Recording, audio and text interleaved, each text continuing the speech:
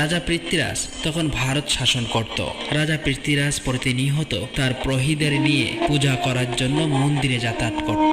ভারতের মানুষ তখন দেবদেবী এবং অগ্নি পূজা করত, অজ্ঞতা আর কুসংস্কারে ডুবেছিল।